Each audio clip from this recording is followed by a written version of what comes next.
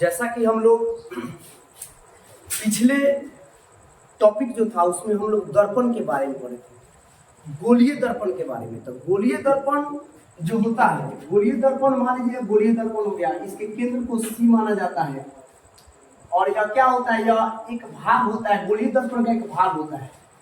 तो अवतल और उत्तल इसी में होता है, जिसका बाहरी जिसका जो होता है परावर्तक सतह जिसका धसा हो, अवतल, अ मने धसा, उत मने उभरा, यानी उत्तल मने क्या होता है, उभरा हुआ। तो जिसका भाग क्या होता है, देखिए उभरा हुआ होता है, उसको क्या कहते हैं, उत्तल अवतल कहते हैं। तो इसमें कुछ दूरी होती है, भिन्न भिन्न दूरी पर प्रतिबिंब की स्थिति क्या क्या होगी, यानी भिन्न भिन्न दूरी पर प्रतिबिंब, उसमें फोकस दूरी, ध्रुव, हम लोग वक्रता केंद्र के बारे में समझने का प्रयत्न किए थे, समझे भी थे। अब बात आती है कि भिन्न भिन्न दूरी पर प्रतिबिंब की स्थिति क्या होगी, प्रतिबिंब की स्थिति, प्रकृति तथा उसका जो होता है प्रतिबिंब की स्थिति प्रकृति क्या होगी, इसके बारे में हम लोग आज समझेंगे। तो जैसे देखिए, मान लीजिए कि आपके पास एक दर्पण है, अवतल दर्पण में समझते हैं, फिर उत्तल दर्पण में समझेंगे। तो अवतल दर्पण ले लीजिए। तो अवतल दर्पण में मान लीजिए यह आपका क्या हो गया, एक अवतल दर्पण हो गया। तो अवतल दर्पण में हम लोग क्या किए, इसको कलई कर दिए, यानी पेंट कर दिए। तो पेंट कर दिए तो ये क्या हो गया, अवतल दर्पण हमारा तैयार हो गया। तो अवतल दर्पण जिसका परावर्तक सतह धसा हो उसे अवतल दर्पण कहते हैं। तो ये बताया गया था आप लोगों को कि मान लीजिए वो हम दर्पण ले लिए एम और एम डैश, एम डैश ले लिए, ये दोनों के जो होता है जो दूरी होता है, यह क्या होता है, इसका मतलब कि परावर्तक सतह होता है, या मध्य भाग जो होता है इसको ध्रुव कहते हैं, पोल, पी कहते हैं। यानी दर्पण के मध्य बिंदु को क्या कहते हैं, पी कहते हैं, पोल कहते हैं, पी से सूचित करते हैं। यह हमारा हो गया मुख्य अक्ष, यह हमारा हो गया मुख्य अक्ष हो गया। तो मुख्य अक्ष हो गया, यहाँ पर हमारा फोकस दूरी हो गया, यहाँ पर हमारा क्या हो गया, त्रिज्या हो गया। त्रिज्या क्या होता है, तो मान लीजिए गोलीय दर्पण का ही ना भाग है, तो गोलीय दर्पण का भाग है, तो यहाँ पर इसका केंद्र जहां पर होता है वहां पर क्या होता है, सी बनता है, और यहाँ पर जहां से हम लिए हैं वह क्या, इसका मध्य बिंदु क्या होता है, पी होता है, और दोनों के बीच में क्या होता है, एफ होता है। तो कहने का मतलब ये फोकस दूरी होता है। तो कहने का मतलब ये है, हम जितना बड़ा गोलीय दर्पण लेंगे, जितना बड़ा गोलीय दर्पण का एक भाग लेंगे, उतना ही बड़ा हमारा क्या हो गया, वक्रता त्रिज्या बनेगा। अब जैसे देख लीजिए, छोटा सा हम लिए गोलीय दर्पण, तो हमारा वक्रता त्रिज्या भी क्या होगा, छोटा ही होगा। और बड़ा लिए, बड़ा अगर अवतल दर्पण लिए तो हमारा वक्रता त्रिज्या भी क्या होगा, बड़ा ही होगा। तो मान लीजिए यहाँ पर यह जब लंबा करेंगे तो हमारा क्या होगा, ऐसे जब जाएगा तो ये पूरा क्या हो जाएगा, सी हो जाएगा।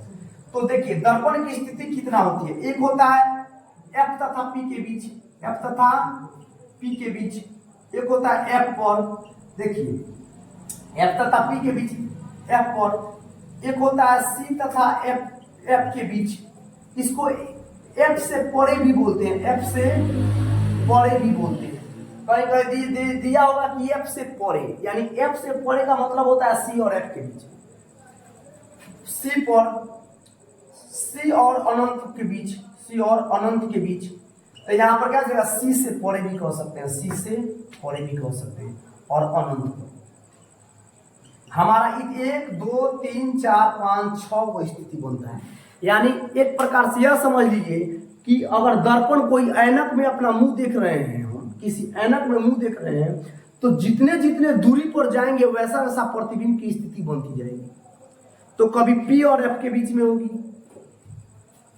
अब कभी पी और एफ के बीच में, आप लोग ऐसा भी कह सकते हैं कि सर एक बात बताइए, हम पी पर नहीं रख सकते, जी बिल्कुल रख सकते हैं। जब पी पर रखेंगे तो आप दिखाई पड़ेगा, यानी पी का मतलब हो गया कि एकदम ओइलक में मुंह साट लिए, तो मुंह साट लेंगे तो हमको दिखाई पड़ेगा हमारा चेहरा।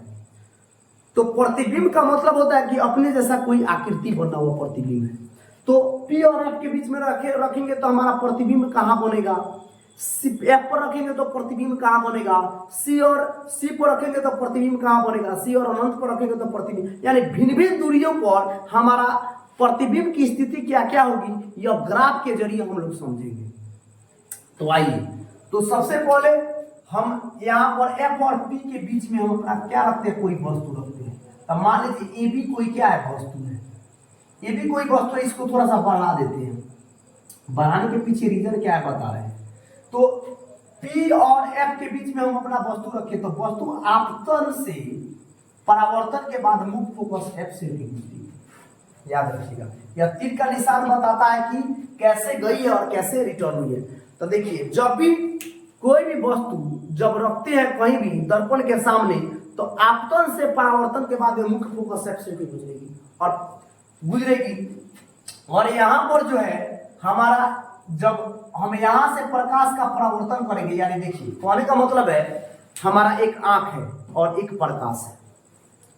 तो आप बताइए, आंख आपके पास रहेगा, खूब बढ़िया आंख, एकदम स्वस्थ आंख है, प्रकाश नहीं रहेगा तो देख पाइएगा, नहीं देख पाइएगा।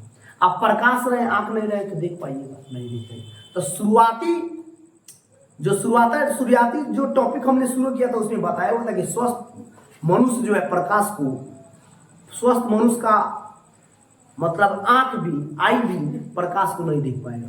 तो प्रकाश को देखने के लिए प्रकाश की आवश्यकता होती है, किसी वस्तु को देखने के लिए प्रकाश की आवश्यकता होती है। तो कैसे? तो मान लीजिए कि प्रकाश आती है, उस वस्तु से टकरा कर हमारे रेटिना पर पड़ती है, यानी आंख के ऊपरी भाग जो है रेटिना पर पड़ती है और उसका प्रतिबिंब बनता है, तब हमें वस्तु दिखाई पड़ता है। तो हमारा एक आंख का प्रतिबिंब हो गया और एक प्रकाश का प्रतिबिंब हो गया। तो देखिए, जब प्रकाश आपतन से परावर्तन के बाद, आपतन से थोड़ा सा इसको और नजदीक कर देते, बहुत ज्यादा दूर हो गया, एकदम बराबर दूरी पर होना चाहिए। तो आपतन से परावर्तन के बाद जब जाएगी, देखिए आपतन से परावर्तन के बाद यानी इसी रास्ते से क्या होगी, रिटर्न हो जाएगी। तो देखिए इसका प्रतिबिंब जो है आपको कहां पड़ती हुई प्रतीत होगी। तो ये जो जा रही है, लग रहा है कि इधर से आ रही है और यह लग रही है इधर से जा रही है। तो देखिए इसका कटान बिंदु कहां हो रहा है, पीछे हो रहा है, यानी दर्पण के कहां हो रहा है, पीछे हो रहा है। और दर्पण के पीछे हो रहा है तो ए है तो ए डैश, बी है तो बी डैश। तो प्रतिबिंब कहां बना, दर्पण के पीछे बना। प्रतिबिंब हमारा कहां बना, दर्पण के पीछे। जैसे देखिए एक बॉल है, बॉल को हम जैसे पटकते हैं, याद रखिए आप लोग देखिएगा, बॉल पटक के जिस प्रकार जाएगी, टकराएगी, उसी प्रकार रिटर्न आएगी बॉल। किसी कोना में मार के देखिएगा, यानी जब दूरी, मान लीजिए जब घर का कोना है, यहां पर अगर बॉल पटकते हैं यहां पर, तो देखिए टकराएगी, ऐसे बॉल अगर फेंकते हैं तो ऐसे टकराएगी, फिर इधर जाएगी, फिर ऐसे जाएगी। तो जैसे बॉल फेंकिएगा वैसे ही टकरा के वापस आएगी। उसी प्रकार प्रकाश हमेशा सीधा रेखा में गमन करता है। तो सीधा रेखा में गमन करता है, तो जहां से कोई अपारदर्शी वस्तु है वहां से क्या हो जाएगा, मुड़ जाएगा। अब पारदर्शी वस्तु होगा तो टकरा के आर पार कर देगा। तो ये दर्पण जो होता है पीछे पेंट क्या करते हैं कि वापस टकरा के प्रकाश आए, नहीं तो चला जाएगा, हमें वस्तु दिखाई पड़ेगा। तो वही दर्पण के पीछे घूम रहा है। तो देखिए यहाँ पर अब क्वेश्चन आप लोगों से पूछा जाएगा कि यदि अवतल दर्पण में हम किसी वस्तु को P और F के बीच में रखें। अब कहिएगा सर बीचों बीच तो नहीं हुआ है। जी यहाँ भी रख सकते हैं, यहाँ कहीं भी रख सकते हैं, यानी P और F के बीच ना कहा जाएगा जी। अगर मान लीजिए यहाँ पर AB है, यहाँ रखिए, कहीं रखिए, तो A और B के बीच ना कहा जाएगा। तो F और P के बीच में अगर किसी वस्तु को रखते हैं तब प्रतिबिंब की स्थिति, प्रकृति, साइज बताएं। प्रतिबिंब की स्थिति, प्रकृति और साइज बताएं। तो आइए, तो यहां पर क्वेश्चन है F तथा P के बीच। तो देखिए लिखने का तरीका कैसे है। आप लोग अगर 1 नंबर का 2 नंबर का पूछेगा तो आराम से लिख सकते हैं। अगर 3 नंबर का पूछे, 2 नंबर का पूछे तो लिखेगा। एक हमारे पास एक अवतल दर्पण M, एक बार हम समझा देते हैं, फिर इसके बाद में आगे इतना बताने की जरूरत नहीं, एक बार समझ लीजिएगा, वही टॉपिक सारा रहेगा, थोड़ा बहुत बदलता रहेगा। तो हमने एक दर्पण M और M डैश लिया, एक अवतल दर्पण M डैश लिया, मुख्य अक्ष इसके M और M डैश के बीच एक बीच ध्रुव को P माना। मुख्य अक्ष पर C और F है। जब वस्तु को P और F के बीच में रखा जाता है तो प्रतिबिंब की स्थिति, चाहे वस्तु की स्थिति और वस्तु की स्थिति हमने एफ तथा पी के बीच में रखा है, बीच में रखा है, तो प्रतिबिंब की स्थिति, प्रतिबिंब की स्थिति जो है, प्रतिबिंब की स्थिति अनंत पर बनेगी, अनंत पर होगी, तथा या अनंत पर नहीं, दर्पण के पीछे बना है, सॉरी दर्पण के क्या बना है, पीछे बना है, तब प्रतिबिंब की स्थिति क्या होगी, दर्पण के एक में, दर्पण के पीछे। इसको लिख के यहीं क्लियर कर देते हैं। यहां पर मान लीजिए जैसे क्वेश्चन है आप लोगों का, अवतल दर्पण में, अवतल दर्पण में वस्तु की स्थिति P तथा F के बीच में, वस्तु की स्थिति P तथा F के बीच हो तो प्रतिबिंब की स्थिति प्रकृति तथा साइज बताए, साइज बताए। तो दर्पण की स्थिति, तो यहां पर लिख देते हैं स्थिति हो गया,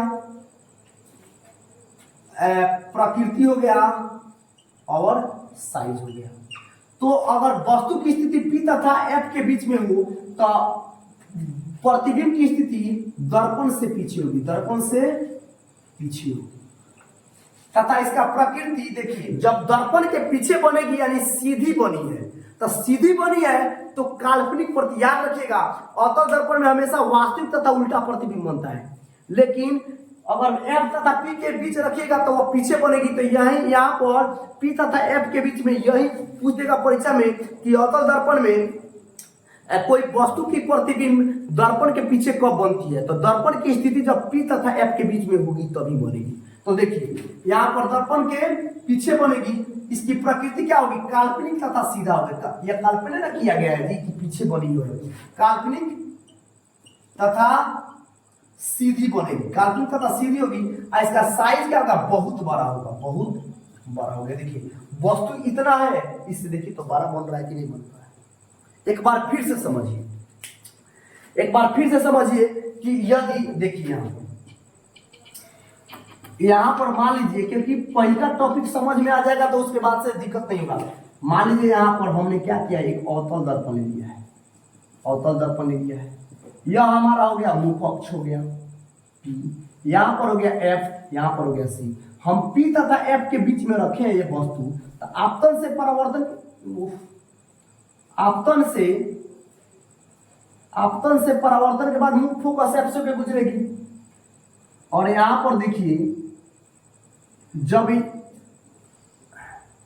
जब प्रकाश आएगी और टकरा के जाएगी, तो देखिए आएगी इसी रास्ते से टकरा के जा रही है। अभी बताएं बॉल को जैसे फेंकिएगा वैसे टकरा के वापस आएगी। तो जहां से देखिए अगर यहां से टकरा रही है तो टकरा के देखिए इसी रास्ते, जैसे देखिए मान लीजिए ऐसे न्यूका हुआ कोई चीज है, तो यहां से मारिएगा तो कोने में जाएगी, तो कोने ना भागेगी जी। तो यहां पर देखिए टकरा के इसी रास्ते से जा रही है, इधर जाएगी तो कोई ना कोई अनंत पर जाके कटेगी। और यहां पर लग रहा है कि नहीं कि यह दर्पण के पीछे से आ रहा है, देखिए तो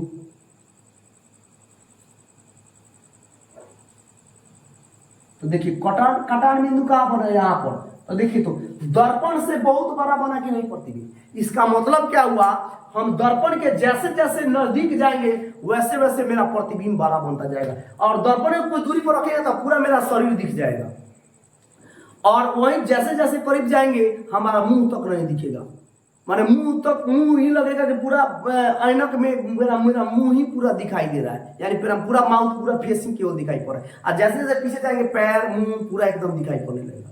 तो देखिए यह समझ में आ गया कि दर्पण, एक और देखते हैं, दर्पण जो है वस्तु मतलब कि F तथा P के बीच में हो, तो याद रखिएगा प्रतिबिंब की स्थिति दर्पण के पीछे होगी और यह सीधा बन रही है, देखिए सीधा बन रही है, और तथा यह क्या हो जाएगी, काल्पनिक तथा सीधा बनेगी और वस्तु से बहुत बड़ा बनेगी। अब इसको नोट कर लेंगे। अब एक और टॉपिक है, देखिए अब हमने क्या दिया वस्तु को F तथा P के बीच में। अब जो है, अब देखिए क्वेश्चन एक बार फिर से सुन लीजिए, ताकि हमने हमारा स्थिति कहां बना है P तथा F पर। उसके बाद में F पर, फिर F तथा C पर, फिर F तथा C पर, फिर कहां बना है C तथा C पर, फिर C तथा अनंत पर बना है, C तथा अनंत पर बना है। तो अब हम फिर एक अवतल दर्पण लेंगे। अब क्वेश्चन नंबर 2 जो हो गया आपका,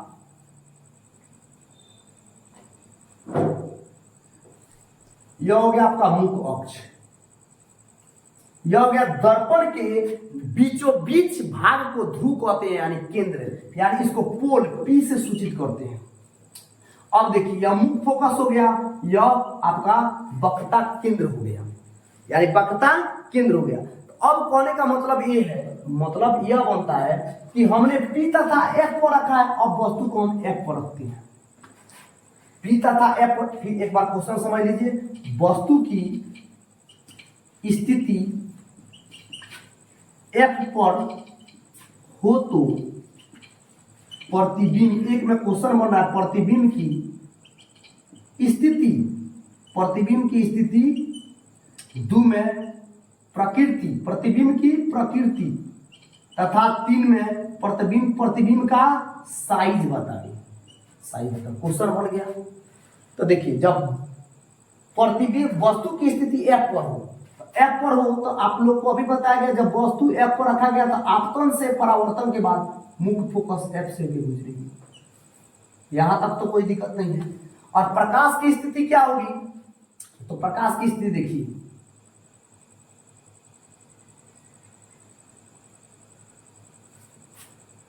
जो है प्रकाश की स्थिति आपका क्या होगा, टकराएगी, टकरा के फिर देखिए यहां से ऐसे आ रही है, यानी कहीं ना कहीं कट का आ रही है। देखिए अनंत पर कट रही है, देखिए अनंत पर कट रही है, यहाँ पर दर्पण के पीछे कटी है, यहाँ पर अनंत पर कटी है। तो अनंत पर जब कटी है तो देखिए यहाँ पर थोड़ा सा सीधा खींच लीजिएगा आप लोग, जैसे कि स्केल से जब हम खींचेंगे तो एकदम सीधी होगी लाइन, और थोड़ा सा यहाँ पर बोर्ड पर बनाने में थोड़ा सा तिरछा इधर उधर हो ही जा रहा है। तो देखिए यहाँ पर जो है प्रतिबिंब की स्थिति क्या होगी, अब प्रतिबिंब की स्थिति कहाँ बनेगी, तो अनंत पर बनेगी, अनंत पर। तो काटा कहाँ है भाई, देखिए काटा यहाँ पर है, काटा यहाँ पर है, तो प्रतिबिंब से बड़ा बन रहा है। तो अनंत पर जैसे जैसे हम दूर जाएंगे वैसे वैसे छोटा होता जाएगा। तो अनंत पर प्रतिबिंब की स्थिति कहाँ बनी, अनंत पर, यानी C से परे है, अनंत पर। प्रतिबिंब की प्रकृति क्या होगी, वास्तविक तथा उल्टा होगी, वास्तविक तथा उल्टा। देखिए उल्टा बन रहा है, यानी वास्तविक बन रहा है, एकदम वास्तविक बन रहा है। और देखिए उल्टा, दर्पण के आगे बन रहा है तो उल्टा होगा, सीधे पीछे बनेगा तो सीधा होगा, यानी सीधा इधर होगा और उल्टा इधर हो जाएगा। और साइज क्या होगा, तो बड़ा होगा, वस्तु से बड़ा होगा। आया समझ में, एक बार फिर से देखिए, जब अवतल दर्पण की वस्तु की स्थिति F पर होगी, तो वस्तु की स्थिति F पर होगी तो प्रतिबिंब की स्थिति प्रकृति तथा साइज बताएगा, प्रतिबिंब की स्थिति क्या होगी, अनंत पर होगी, या वास्तविक तथा उल्टा होगा तथा वस्तु से बड़ा बनेगा। तो इसको कंफर्म एकदम कंठस्थ से याद कर लीजिएगा। चलिए नेक्स्ट हम देखते हैं। अब हमने F पर रख दिया, अब F पर रखने के बाद C तथा F पर, चाहे F से पर, आइए देखते हैं।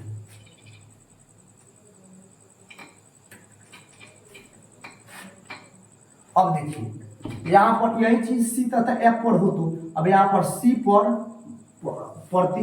वस्तु की स्थिति C पर हो, तो तब प्रतिबिंब की स्थिति यहाँ पर इसको मिटा देते हैं। प्रतिबिंब की स्थिति साइज तथा प्रतिबिंब की स्थिति, प्रतिबिंब का साइज तथा प्रतिबिंब की प्रकृति बता रहे हैं। अब आइए, हमने एक क्या किया, एक दर्पण ले लिया। कौन सा दर्पण, तो अवतल दर्पण, अवतल दर्पण ले लिया।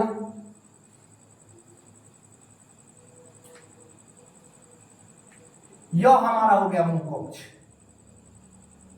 यह हो गया हमारा P। आप लिख सकते हैं M डैश, ऐसे भी लिख सकते हैं कि एक अवतल दर्पण M डैश लिया, जिसका ध्रुव P है, और यहां पर हो गया मुख फोकस, यह हो गया आपका वक्र त्रिज्या। तो हमको वस्तुकार बना C तथा F के बीच में, देखिए C तथा F के बीच में वस्तु रखना है, F के बीच में वस्तु रखा। तो आपतन से परावर्तन के बाद, आपतन से परावर्तन के बाद मुख्य फोकस, मुख्य फोकस एफ से होके गुजर रही है। तो मुख्य फोकस एफ से होके गुजर रही है। तो अब देखिए, अब यहां पर जो प्रतिबिंब की प्रकृति है, देखिए ध्यान से, थोड़ा सा इसको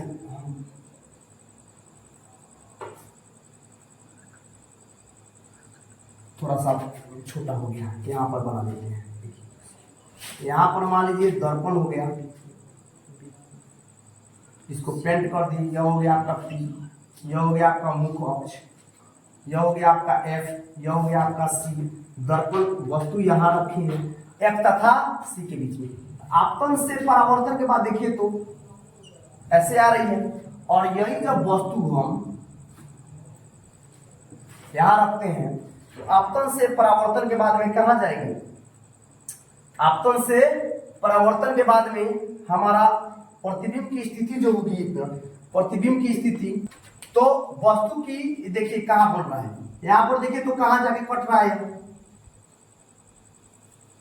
देखिए अनंत और देखिए इधर ये पूरा अनंत हो गया, यानी अनंत हो गया। देखिए अनंत और सी के बीच में देखिए तो कट रहा है, कटा बिंदु आई भी जो है प्रतिबिंब जो है सी और अनंत के बीच में हो रहा है कि नहीं हो रहा है? तब वस्तु कहां रखे हैं? सी और एफ के बीच में। तो सी और एफ के बीच में, और एफ के बीच में, तो वस्तु एक बार फिर से इसको देखिए, वस्तु को सी और एफ के बीच में रखा गया है, सी और एफ के बीच में रखा गया है। तो आपतन से परावर्तन के बाद देखिए, जैसे हम मान लीजिए कि बॉल को ऐसे अगर हम पटक रहे हैं सीधी, तो जैसे देखिए आप लोग घर पे प्रैक्टिस कीजिएगा, बॉल जैसे बिगेगा वैसे आएगी, यानी सीधे बिगेगा, अगर कोना में जाएगी तो कोना से टकरा के आएगी, जैसे जाएगी वैसे ही आएगी।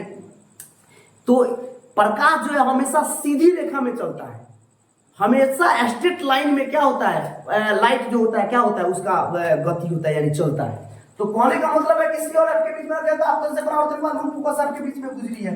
तो यहाँ पर वक्रता के यानी प्रकाश जब आती है तो दोनों, माने कहने का मतलब है दोनों टकराती कहाँ है? देखिए तो सी और अनंत के बीच में है, एक अनंत पर वो जो प्रकाश बना है हम एफ पर रखे तो अनंत पर जाके कटा है, अनंत पर जाके कटा है, और यहाँ पर क्या कटा है? सी और अनंत के बीच में कटा है। अब प्रतिबिंब की स्थिति कहाँ है? स्थिति का मतलब होता है कहां जाके कटा, प्रतिबिंब कहां जाके बना है? तो अनंत और सी के बीच, अनंत और सी के बीच। तो साइज क्या होगा? तो बड़ा होगा, यानी उतना बड़ा नहीं होगा लेकिन बड़ा तो होगा, क्योंकि वस्तु से देखिए बड़ा हो रहा है। अब प्रकृति क्या होगी? तो हमेशा वास्तविक तथा उल्टा होती है, वास्तविक तथा उल्टा होगी, वास्तविक तथा क्या बनेगी? उल्टा बनेगी। तो प्रतिबिंब हमेशा क्या होगी? वास्तविक तथा उल्टा बनेगी। इसका एक स्क्रीनशॉट ले लीजिए, हो गई। अब वस्तु की स्थिति कहां होगी जी? वस्तु की स्थिति सी पर हो, तो क्वेश्चन नंबर 1 बनता है, अब वस्तु की स्थिति जो है अगर सी पर हो तो प्रतिबिंब की स्थिति, साइज, प्रकृति, तो प्रतिबिंब की स्थिति 2 में साइज, 3 में प्रकृति। अब देखिए आइए हम लोग बनाते हैं, ये हमारा क्या हो गया? अवतल दर्पण हो गया। इसको आप लोग प्रकाश और स्केल से बनाइएगा तो स्ट्रेट लाइन में एकदम सीधी सीधी जाएगी। तो यहां पर हमने क्या किया, एक दर्पण ले लिया एम डैश, यह हो गया हमारा ध्रुव, यह हो गया हमारा एफ, यह हो गया हमारा सी। तो देखिए तो सी यहां पर लिखते हैं। तो अब वस्तु कहां रखना है? सी पर रखना है। लीजिए सी पर जब हमने वस्तु रख दिया था, आपतन से परावर्तन के बाद मुख्य फोकस कहां से गुजरेगी? एफ से गुजरेगी। अब फिर इसी का देखिए, इसके बराबर जो प्रतिबिंब बनेगी आपतन से, देखिए आपतन से परावर्तन के बाद में, आपतन से परावर्तन के बाद में देखिए आ रही है। तो कहने का मतलब है यहां से आपतन से परावर्तन ऐसे हो रही है, और यह जो है आपतन से परावर्तन ऐसे हो रही है। तो देखिए तो जितना बड़ा वस्तु हम रखे हैं उतना ही बड़ा हमारा प्रतिबिंब बना। तो देखिए, तो प्रतिबिंब की स्थिति क्या होगी? सी पर ही होगी। जब वस्तु सी पर रखेंगे तो प्रतिबिंब भी सी पर ही बनेगी। माने प्रतिबिंब की स्थिति का मतलब होगा कि मान लीजिए हमारा जहां हम किसी ऐनक में मुंह देख रहे हैं और हमारा चाहे किसी ऐनक पर के सामने हम वस्तु रखें, तब वस्तु अगर सी पर होगी तो इसका प्रतिबिंब कहां बनेगा? तो सी पर ही बनेगा। साइज क्या होगा? बराबर होगा। साइज क्या होगा? बराबर होगा। प्रकृति क्या होगी? तो हमेशा प्रकृति जो होती है अवतल दर्पण में वास्तविक तथा उल्टा ही होती है। वास्तविक तथा उल्टा ही होती है। उल्टा होती है। अब सीधा कहां होती है? तो एफ तथा पी के बीच में होती है। अब नेक्स्ट आइए हम लोग समझते हैं कि जब सी पर रख दिए तब सी और अनंत के बीच में रखेंगे तो प्रतिबिंब कहां बनेगा?